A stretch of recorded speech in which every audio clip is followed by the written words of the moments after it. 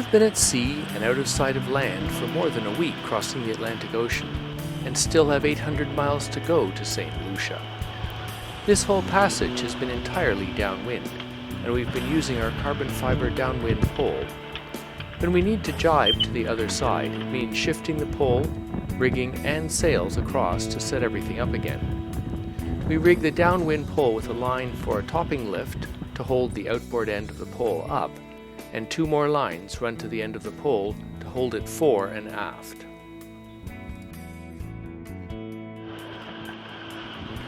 We also run a line to hold the sail itself, called the sheet. Normally this line runs to the Genoa track on deck, but when we have the sail out on the pole, it's better to run it back to a block further aft, then up to the winch.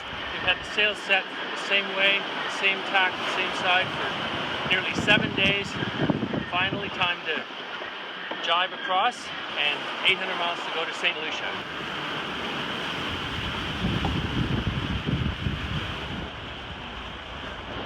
Downwind pole, it takes a lot of pressure. You can see all that pressure is trying to crush our beautiful carbon fiber downwind pole, so you want it lined up just perfect and straight. So nice and horizontal? Yeah.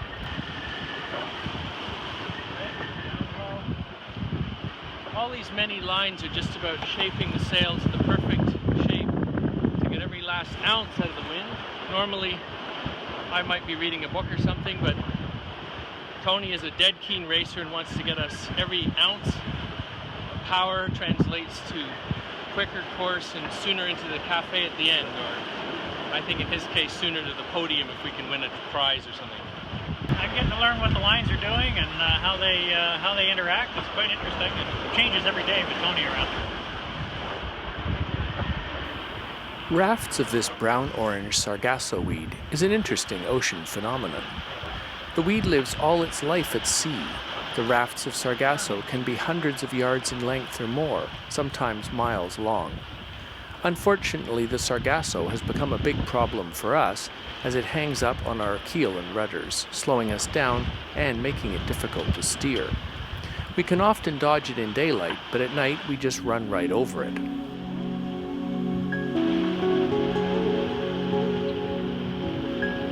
Trying to get all this huge clump of Sargasso off the rudder. It stalled us and we're having trouble steering and everything. So we're just going to try to take the sails in just so we can turn and see if we can get it off.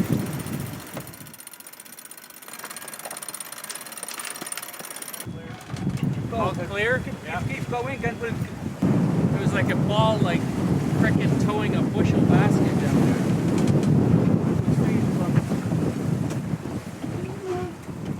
Now reverse, try to clear anything off. This might even blow it off the keel too. The wheel is perfect now. It was so hard. We spent all night fighting the wheel. We couldn't get more than 7-8 knots of speed. When the day before with the same rig we were flying at 11 knots. Yeah, and it wouldn't control it either. Yeah. I was worried we had a problem with one of the rudders. Autopilot was fighting all the time. Yeah. Woohoo! Yay! We're rolling Easily again. solved. Thank you. Back on track, back on speed.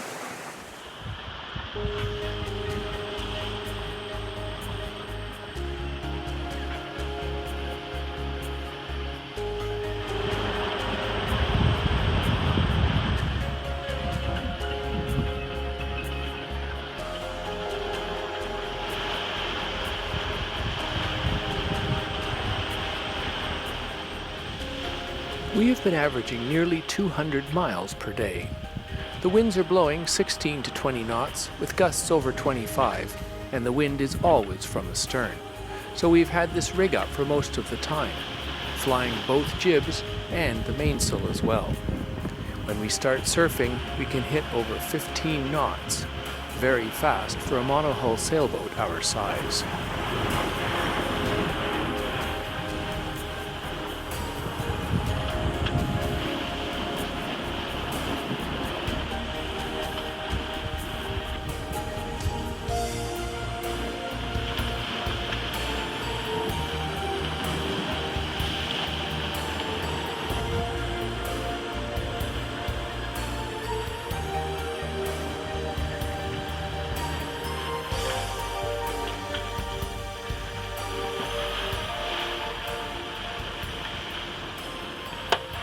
Safety harness before you dangle overboard. Good man. We're trying a new method of clearing Sargasso off our rudders by poking it off with the boat hook. Okay, hold it there.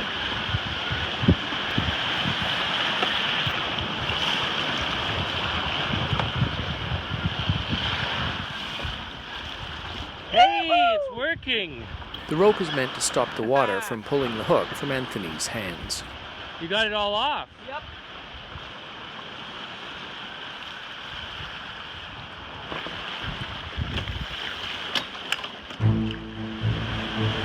We keep a watch for storm clouds using the radar. Winds can reach 40 knots when they pass over, so we usually reef down, rolling up our big genoa before the rain hits.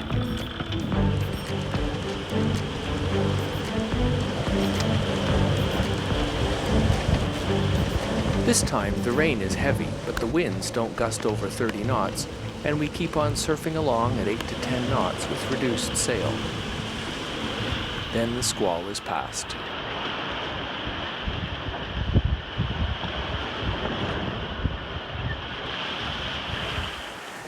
5:30, happy hour. 200 miles to go. We've been at sea for 11 days. Is it 11? Is it? No, No? it will be 10 right 10, now. 10. It was 10 today at 1 o'clock in the afternoon. Okay. One more day. How's the cruise been so far? Spectacular. Perfect weather. Great sailing. Wonderful wind. Lots of food. Cheers. Cheers. Cheers to a great cruise. It's really been fun, guys. Kind of sad it's coming to an end.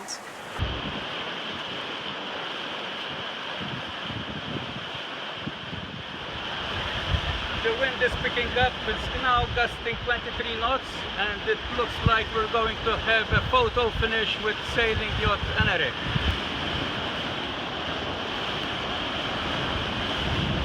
12 knots.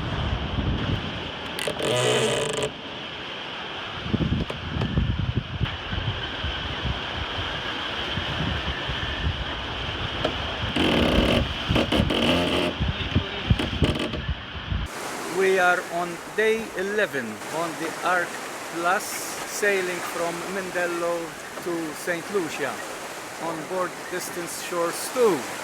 Thanks to Paul and Cheryl and our friend Doug, we had 11 days of fun, beautiful sailing weather conditions with winds of force 4 from the east-northeast, occasionally going up to 5 and 6. And only a few times up to 7 in the squalls. Couldn't have asked for better weather for this. It's like a dream come true. 2,000 miles already clogged with 83 miles to go. We should be in Saint Lucia this evening to celebrate. It's been an incredible trip. Really enjoyed it. I've learned so much. I've been having fun and just enjoying the weather, enjoying the company, enjoying the boat. This trip has been on my wish list for a number of years.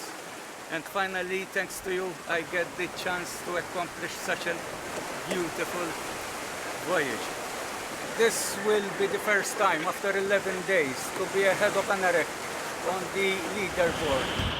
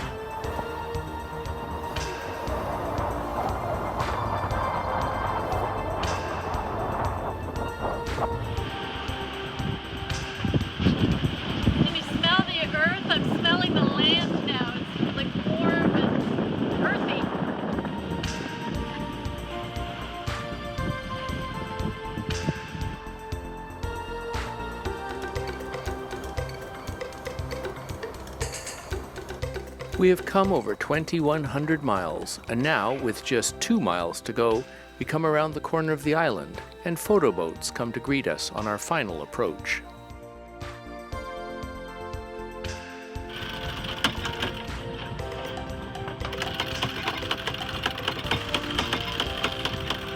We've traveled across the Atlantic together, and this is the first time that Anthony has sailed this boat upwind.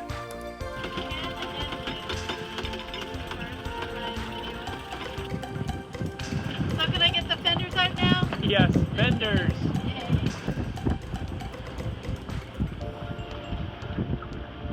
We've done our fastest crossing ever and had so much fun, thanks to the great crew we had on board. Hey, good to be here. For the first time in 11 days, the deck is steady under our feet. It feels amazing to come into the protected water of the marina just before dark. Mixed feelings that the Atlantic crossing is over, but we get to sleep a full night's sleep in a bunk that isn't roaring through the ocean. We've got rum and fresh fruit, just what every long-distance offshore sailor is longing for as they come in.